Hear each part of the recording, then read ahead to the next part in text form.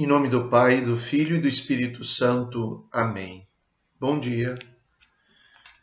Hoje celebramos a memória de São Bernardo, abade e doutor da Igreja. Do Evangelho segundo São Mateus.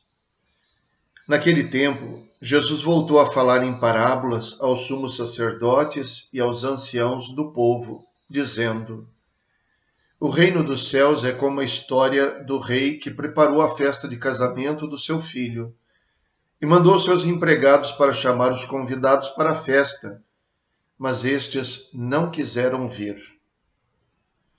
O rei mandou outros empregados, dizendo: Dizei aos convidados: Já preparei o banquete, os bois e os animais cevados já foram abatidos e tudo está pronto. Vinde para a festa. Mas os convidados não deram a menor atenção. Um foi para o seu campo, outro para os seus negócios, outros agarraram os empregados, bateram neles e os mataram.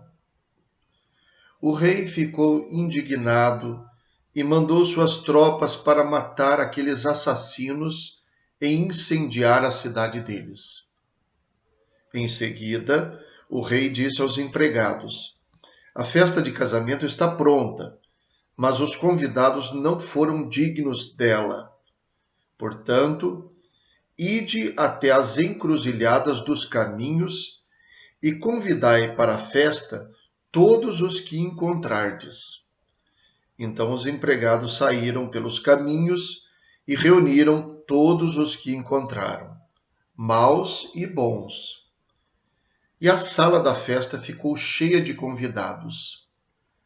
Quando o rei entrou para ver os convidados, observou ali um homem que não estava usando traje de festa.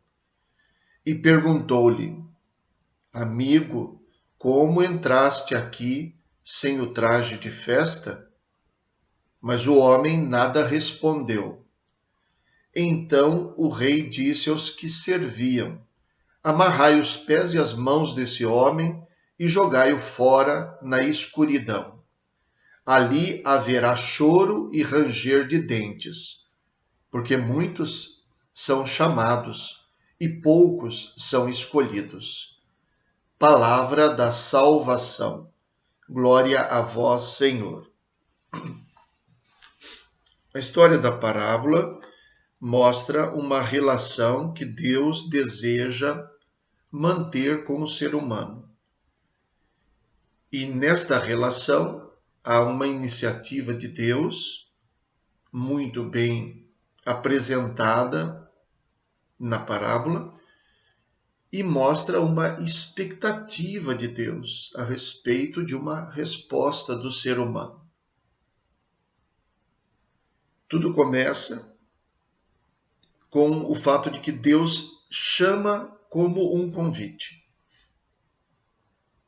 A primeira iniciativa de Deus não é uma imposição. Por isso a festa é representada, melhor dizendo, por isso o chamado de Deus é representado como um convite para uma festa. Ora, gente, talvez alguns dissessem: como é que pode alguém não querer participar de uma festa? O convite não é para uma condenação, não é para uma tragédia.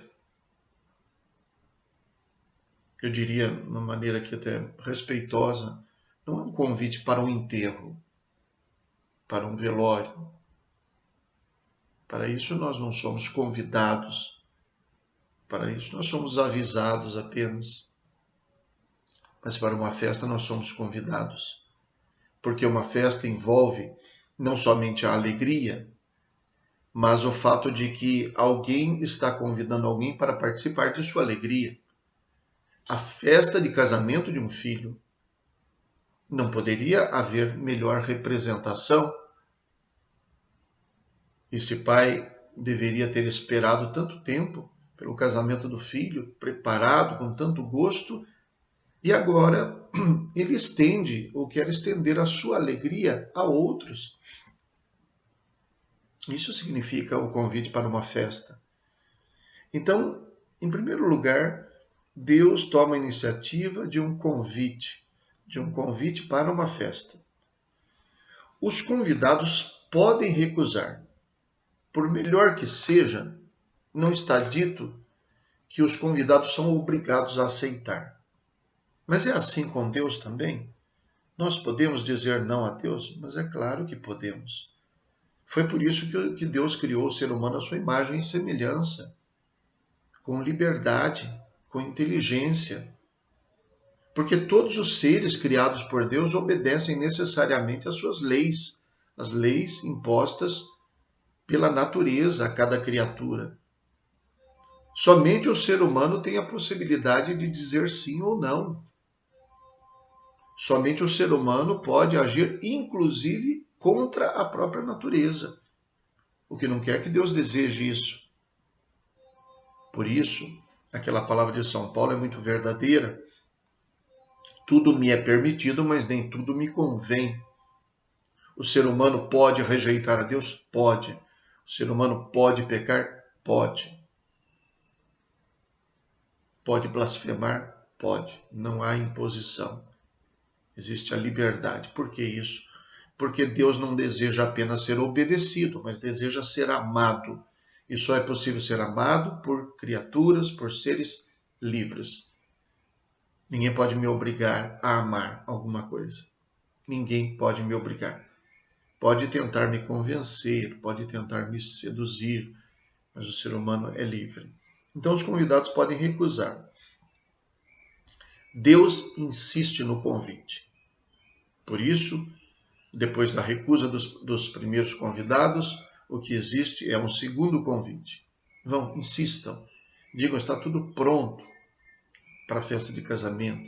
Vem. E os convidados, uma vez mais, na parábola, recusam.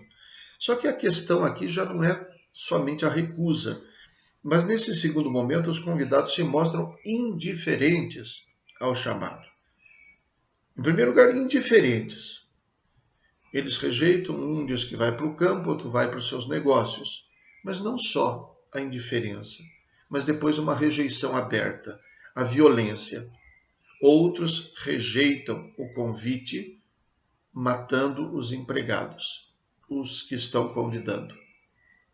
Então aqui não se trata apenas de dizer não ao convite, se trata de rejeitar quem está convidando. Da indiferença se passa para uma recusa obstinada, não somente do convite, mas do Senhor que está convidando, do Rei que está convidando. Então, Deus, representado no Rei, aqui fica indignado e punirá quem? Quem não veio, quem não atendeu ao convite? Punirá especialmente os assassinos, assim diz o texto. Aqueles que não só foram indiferentes, mas que recusaram totalmente, se fecharam totalmente. Aqui se fala de punição. Depois, Deus estende o convite a outros que antes não tinham sido convidados.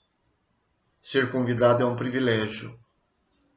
Se alguém não percebe isso, outros haverão de perceber. Outros gostariam de estar ali.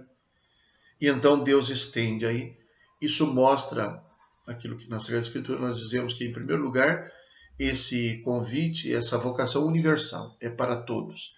E, em segundo lugar, também percebemos aquilo que na teologia se chama a teologia da substituição, que, em primeiro lugar, se refere ao povo de Israel. Notem que Jesus está contando essa parábola aqui para os sumos sacerdotes e os anciãos do povo, para os dirigentes do povo de Deus, do povo de Israel, que de uma certa maneira o estão rejeitando. É isso que vai acontecer com ele. Na verdade, aqui é a história de Jesus. Então ele diz, se vocês que são chamados escolhidos não dão atenção e ainda rejeitam totalmente aquele que é enviado, esse reino é oferecido, essa festa de casamento acaba sendo aberta e franqueada para todos os povos. Então, a vocação universal, a salvação universal, indistintamente, bons e maus. O que quer dizer que Deus não escolhe pessoas, Ele quer todos.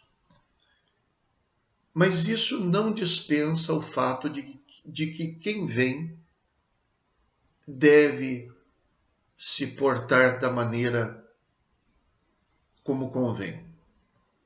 Então, o traje nupcial. O fato dele ter sido convidado depois, o fato de ter havido um convite insistente não significa que ele não devesse se arrumar. Ele veio para a festa, mas nem tomou um banho. Veio para a festa, mas veio com um mau cheiro. É claro que não. O fato de eu ter convidado alguém para a festa e querer que ele venha não significa que eu queira que ele venha de qualquer jeito. Então aqui nós vemos mais uma vez. Existe entre os convidados às vezes indiferença. Ele veio, mas veio de que jeito? E aí, neste caso, o destino é o mesmo, ser posto para fora, ser excluído do convite. A indiferença à voz de Deus sela a separação de Deus e a rejeição do seu convite.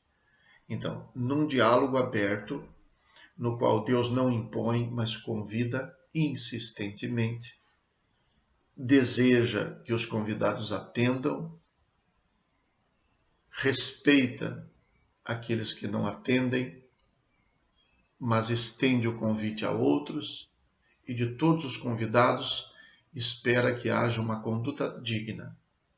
O que quer dizer que Deus não é indiferente, por isso convida para a festa. Deus deseja que não sejamos indiferentes e que aceitemos o convite. E quando viermos, Deus deseja que não sejamos indiferentes e que nos preparemos para isso, para a festa, para participar como convém. Então Deus dá liberdade ao ser humano, dá liberdade ao ser humano. Mas Deus também é livre. Só isso que nós não podemos esquecer. Alguns não só não pretendem responder ao chamado de Deus, mas pretendem mudar a ordem das coisas. Pretendem mudar as disposições de Deus. Assim como o ser humano é livre, Deus também é livre.